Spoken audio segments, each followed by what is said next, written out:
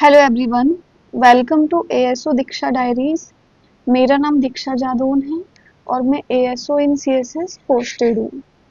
आज की जो वीडियो मैंने आप सभी के लिए बनाई है वो है कि बहुत सारे ऐसे एस्पिरेंट्स होते हैं जो कि प्राइवेट जॉब कर रहे होते हैं या फिर कॉलेज स्टूडेंट होते हैं या फिर बहुत सारे ऐसे भी एस्पिरेंट्स हैं जो कि जैसे एसएससी उन्होंने क्लियर तो कर लिया लेकिन उनको अभी उनकी मनपसंद पोस्ट नहीं मिली है तो वो जॉब के साथ तैयारी कर रहे होते हैं।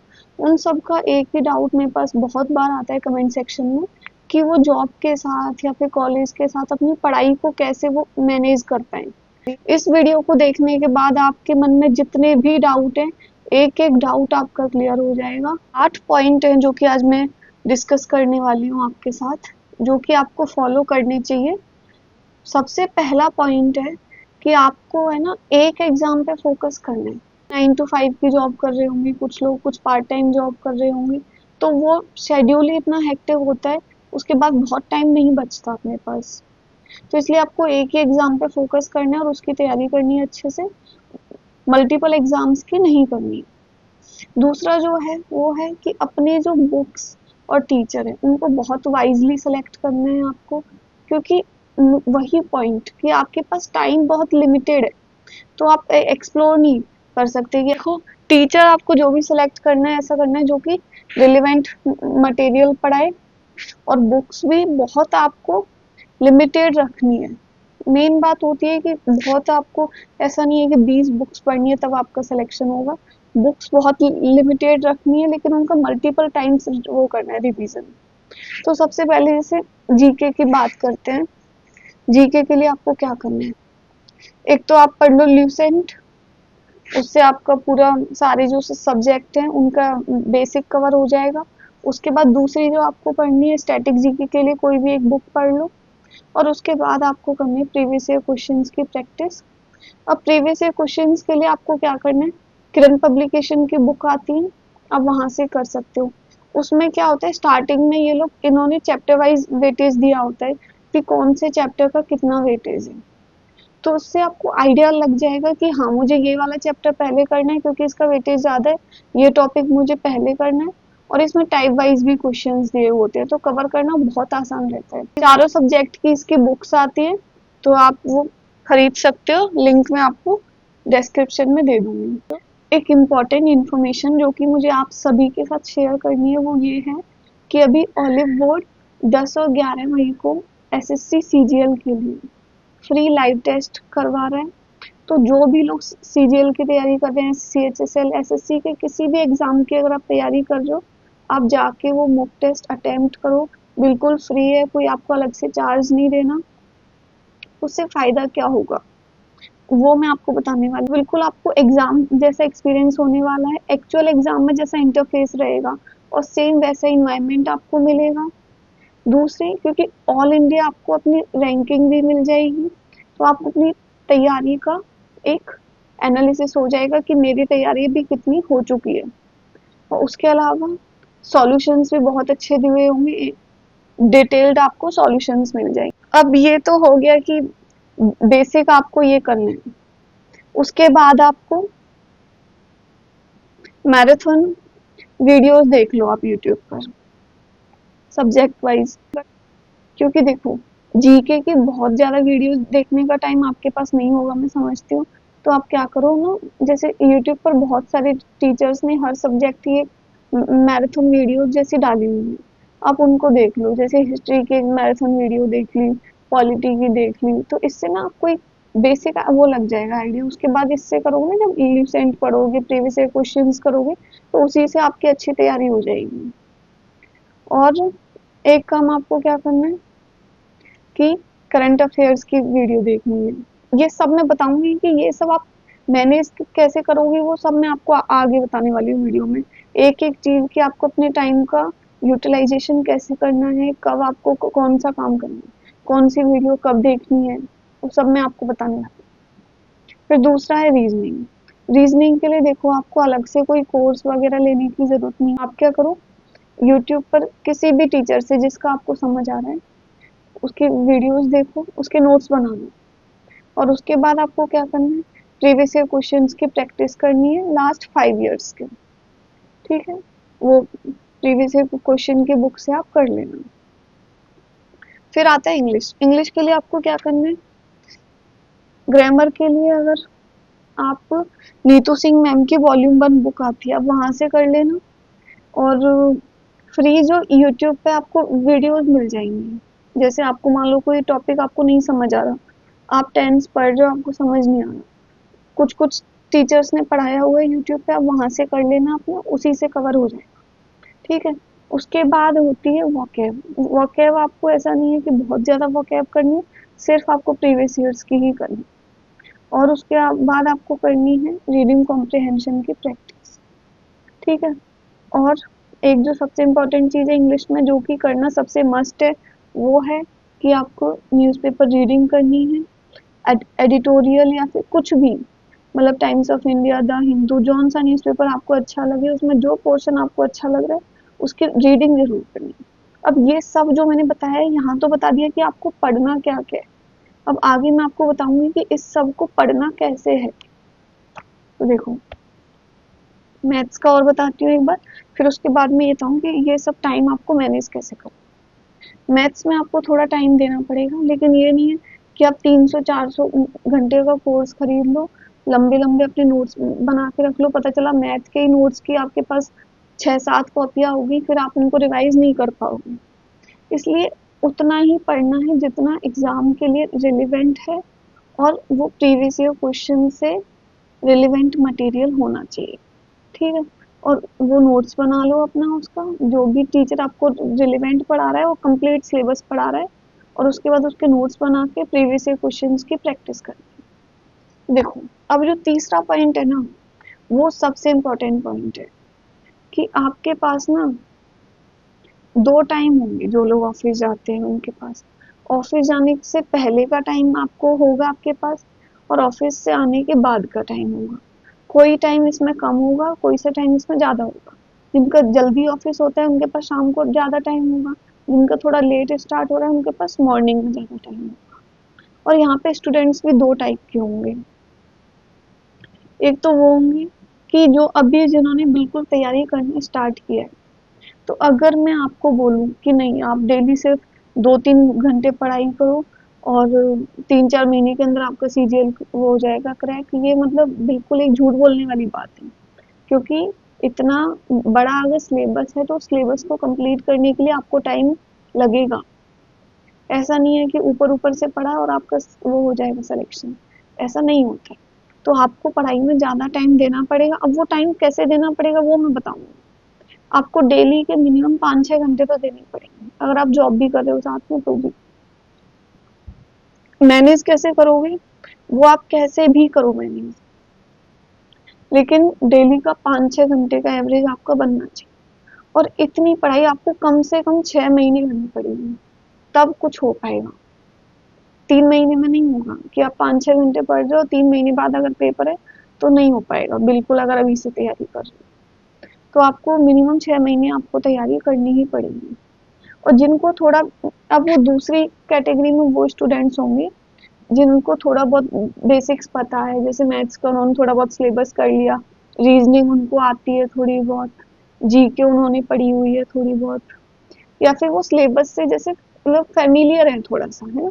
कुछ बच्चे ऐसे होंगे जो कि ऑलरेडी मतलब सीजीएल से, सीएचएसएल, एमटीएस किसी भी एग्जाम से सेलेक्टेड है, लेकिन वो अपना पोस्ट के लिए मतलब उनको अच्छी पोस्ट चाहिए इसलिए फिर से तैयारी कर रहे हैं, या फिर होम पोस्टिंग नहीं मिली इसलिए तैयारी कर रहे हैं।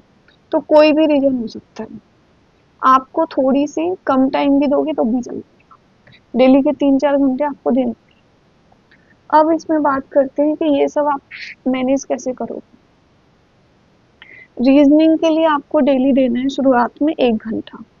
ये मैं बात कर रही हूँ शुरुआत में, जब आप अपने टॉपिक्स को कंप्लीट कर रहे हो तब।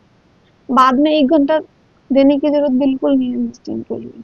और मैथ्स के लिए तो जब आप स्टार्ट कर रहे हो अपना सिलेबस कंप्लीट करना, तो 2-3 घंटे आपको देने। अब मैं आपको बताऊंगी कि वो जो 3-4 घंटे या फिर 5-6 घंटे का टाइम आपको डेली निकालना कैसे है जॉब के साथ।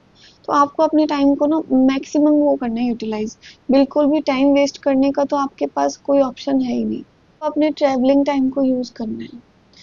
कुछ लोग ऐसे होते हैं जिनको कि डेली ऑफिस जाने में आने में 1-1 घंटा लग जाता है, तो वो लोग क्या करें, जब आप ऑफिस जा रहे हो तो करंट अफेयर्स की मंथली वीडियो जो आती हैं, मंथली वीडियो या फिर टॉपिक वाइज कुछ वीडियोस होती हैं, वो देख सकते हो। एक बार आपने वीडियो देख ली, रास्ते में उसकी वो करी पीडीएफ डाउनलोड, पीडीएफ तो आजकल मिल ही जाती है, तो वहां से बाद में रिवाइज भी कर सकते हो रास्ते में।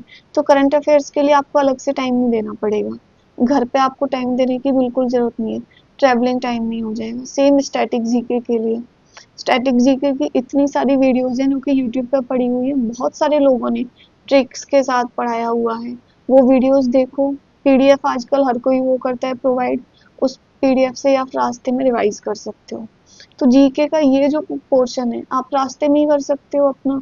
उसके अलावा एडिटोरियल रीडिंग जो था इंग्लिश के लिए, मैंने बताया था कि आपको न्यूज़पेपर रीड करना है, तो ऐसा नहीं है कि अब आपके पास इतना टाइम नहीं है, अगर आपको मिल पा रहा कि अलग से आप न्यूज़पेपर लेके बैठो फिर पढ़ो, तो आप क्या कर सकते हो, इनका ऐप आता है, टाइम्स ऑफ इंडिया का ऐप आता है, वो डाउनलोड कर लो और वहां से आप पढ़ सकते हो रास्ते में। 10 मिनट पढ़ लिया, 15 मिनट पढ़ लिया, 20 मिनट, तो ऐसे आपका ये वाला टाइम यहाँ पे कवर हो जाएगा। उसके अलावा जो कुछ एप्स होते हैं जहाँ पे आप मॉक टेस्ट वगैरह देते हो, वहां पे आपको क्विज मिल जाएंगी छोटी छोटी, जैसे ना रास्ते में आप जा रहे हो, आपने छोटी सी कोई जीके को कोई क्विज आपने सॉल्व कर ली जो कि प्रीवियस क्वेश्चन पे बेस्ड है, या फिर कैसे भी, या फिर आपको वोकैब की क्विज आपने दे ली, या फिर इंग्लिश में जैसे जिसमें एरर सेंटेंस इम्प्रूवमेंट वगैरह हो उसकी क्विज प्रैक्टिस कर ली। तो ऐसे आप इंग्लिश और जीके का टाइम अपना यहाँ पे दे सकते हो। उसके बाद आपको क्या करना है, देखो सभी के ऑफिस में लंच ब्रेक भी होता है और टी ब्रेक भी होते हैं, और लंच ब्रेक में हमें ज़्यादा से ज़्यादा 15-20 मिनट लगते हैं लंच करने में। उसके बाद भी हमारे पास टाइम बचता ही है, उसमें हम इधर उधर बातें कर रहे होते हैं, घूम रहे होते हैं दोस्तों के साथ, इधर उधर टाइम पास ही कर रहे होते हैं। सेम टी ब्रेक में होता है। तो अब वो जो टाइम है ना, वो आपको घूमने में वेस्ट नहीं करना, उस टाइम को अपना यूटिलाइज करना है। आपके पास अगर 15 मिनट भी बचे ना, 10 मिनट भी बच रहे हैं, यही सब करो। तो ये सब काम जो ना आपको घर पे नहीं करना, ये सब काम आपको ऑफिस में ही करना है। ऑफिस में ऐसा नहीं है कि लंच ब्रेक और टी ब्रेक के अलावा पूरे टाइम आप काम ही करोगे, उसके अलावा भी टाइम मिलता है। तो वो जो फ्री टाइम मिल रहा है ना, उसमें आप उसको भी आपको ये वो करना है यूटिलाइज। जैसे मान लो आपको अगर कोई काम आपको करना था, 2 घंटे में करना था, उसको थोड़ा अपना स्पीड में करने की कोशिश करो। तो अगर वो काम जल्दी हो रहा है तो टाइम जो आप सेव कर रहे हो ना, उसको अपना पढ़ाई में लगाना है, इस तरीके से करना है। रीजनिंग में जैसे एक बार आपका सिलेबस हो गया ना, फिर आपको बार बार वो नोट्स बनाने की और वो सब करने की जरूरत नहीं होती। आपके पास ऑफिस में मान लो आपको टाइम मिल गया, 20 मिनट का आपको टाइम मिला, एक क्विज दे लो रीजनिंग की, पेन पेपर तो ऑफिस में होता ही है, वहां पे क्विज दे लो प्रीवियस ईयर क्वेश्चंस की, आपकी रीजनिंग हो गई उस दिन की। ऐसे आपको टाइम को यूटिलाइज करना है। एक चीज क्या करनी है, और जो भी अपने आपने नोट्स बनाए हैं, जी के, मैथ, इंग्लिश इंग्लिश जो भी है, सभी के जो नोट्स हैं उनके पीडीएफ बनाकर रखनी है आपको, कि जब भी आपको थोड़ा टाइम मिल रहा है रिवाइज कर लो रास्ते में, इस तरीके से करना। और सबसे इम्पोर्टेंट चीज कि जब आपका वीकेंड आ रहा है, 2 दिन का वीकेंड है मान लो आपका, सैटरडे संडे, तो उसको मैक्सिमम यूटिलाइज करना है और उसमें मॉक टेस्ट जरूर अटेम्प्ट करना है। क्योंकि मॉक टेस्ट अगर नहीं अटेम्प्ट करोगे आपकी तैयारी अच्छे से हो ही नहीं पाएगी। बिना मॉक टेस्ट के अगर आप सिर्फ पढ़ते रहोगे, आप सोचोगे कि मेरा सिलेबस कंप्लीट हो जाएगा जब उसके बाद में मॉक टेस्ट अटेम्प्ट करूंगा, ये सबसे बड़ी गलती होती है जो कि बहुत सारे बच्चे करते हैं। ऐसा कभी नहीं होता, ना तो सिलेबस कभी कंप्लीट होना, ना तैयारी कभी कंप्लीट होनी। इसलिए जैसे ही थोड़ा सा सिलेबस कंप्लीट हो आपका, मॉक टेस्ट अटेम्प्ट करना स्टार्ट कर दो, और वीकली आप कर लो। डेली मैं समझ रही हूँ आपके पास टाइम नहीं होगा, लेकिन वीकेंड पे आप अपना यूटिलाइज करो और मॉक टेस्ट अटेम्प्ट कर सकते हो। और बाकी जैसे, क्योंकि वीकेंड पे आपके पास ज़्यादा टाइम है, तो आपको क्या करना है, मैथ्स के जो अपने बड़े टॉपिक हैं उनकी वीडियोस देखो, उसके नोट्स बना लो, प्रीवियस ईयर क्वेश्चन प्रैक्टिस कर लो, ऐसे आपको करना है। जीके का कोई टॉपिक आपको पढ़ना है वो पढ़ लो। अब उसके बाद आपको क्या करना है, अपने वीकली टारगेट बनाओ कि मुझे इस वाले वीक, अभी जो नेक्स्ट वीक आ रहा है, मैथ्स में मुझे इतना पढ़ना है, इंग्लिश में मुझे इतना करना है, जीके में इतना करना है और रीजनिंग में इतना करना है। फिर उसको छोटे छोटे टारगेट में जब ब्रेक करोगे ना, छोटा छोटा अचीव करने लग जाओगे, तो अपने आप आपका एक फ्लो बन जाएगा पढ़ाई का। ऐसे करना है आपको। अब एक बात बिल्कुल आप लोग ध्यान रख लो, फेसबुक, इंस्टा, यूट्यूब, कहीं भी रील्स वील्स देखना सब कुछ बंद कर दो बिल्कुल। क्योंकि यहाँ जो आप आधा घंटा खराब कर रहे हो ना, पता नहीं चलता। एक बार हम फोन में वीडियो देखना स्टार्ट करते हैं, कब आधा घंटा निकल गया पता नहीं चलेगा। ये सब बिल्कुल बंद कर दो। मैं तो कहूँगी डिलीट ही कर दो अकाउंट इन सब से, तभी कुछ हो पाएगा। देखो, मेहनत तो करनी ही पड़ेगी, बिना मेहनत के किसी का सिलेक्शन नहीं हुआ। और आप अगर जॉब के साथ कर रहे हो तो आपको थोड़े से एफर्ट्स और एक्स्ट्रा करने पड़ेंगे। उसके बाद जितने भी फालतू के काम है ना, सब अवॉइड करो। मान लो आप ऑफिस से आते हो, आप खाना बनाते हो खुद से, उसी में आपका 1 घंटा जा रहा है। सुबह जाते हो तब भी अपना टिफिन पैक करके ले जा रहे हो, बना रहे हो। तो वो सब काम नहीं करना भी आपको, क्योंकि अगर आप जॉब कर रहे हो, आपके पास इतने पैसे हैं कि आप कुक रख लो, हाउस हेल्प रख लो। ऐसे ही आपको टाइम सेव करना पड़ेगा, क्योंकि टाइम लिमिटेड है। वो आपको डिसाइड करना है कि वो टाइम आपको देना कहाँ है। और जितना भी अननेसेसरी कोई भी काम है ना, वो सब अवॉइड करो। फैमिली फंक्शन जो भी हो रहे हैं, जरूरी नहीं है कि सभी में आपको जाना है। जब आपकी जॉब लग जाएगी उसके बाद आप अटेंड कर लेंगे, तो उसमें भी जितने अवॉइड हो सकते हैं उनको अवॉइड करो। प्लस एक इम्पॉर्टेंट चीज मैं ये बोलूँ, कभी कभी क्या होता है ना, लॉन्ग वीकेंड बन रहा होता है। जैसे सैटरडे संडे की छुट्टी आई, उसके साथ आप 1-2 दिन की छुट्टी और ले लो।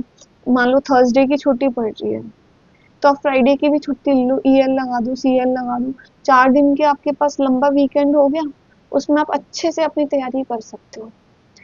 आई होप मैंने जो भी आपको टिप्स बताई हैं उन सबको आप फॉलो करोगे, और वो आपकी तैयारी में कुछ हेल्प ही करेंगे। अगर किसी ने जेन्युइनली इनको फॉलो किया, अगर वो एक बार इनको फॉलो करने लग जाएगा ना, तो वो कुछ खुद भी नया कुछ वो करेगा कि हाँ, मैं यहाँ से भी टाइम निकाल सकता हूँ, यहाँ से भी टाइम निकाल सकता हूँ। लेकिन जिसको तैयारी करनी नहीं है, वो सिर्फ चीज़ों को इग्नोर करता रहेगा और बहाने बनाता रहेगा कि नहीं, मुझे तो टाइम ही नहीं मिलता है। तो ये है बात। आप इन सारी टिप्स को एक बार फॉलो करके देखना, जरूर आपको हेल्प मिलेगी और आपका सिलेक्शन होगा। Thank you, all the best.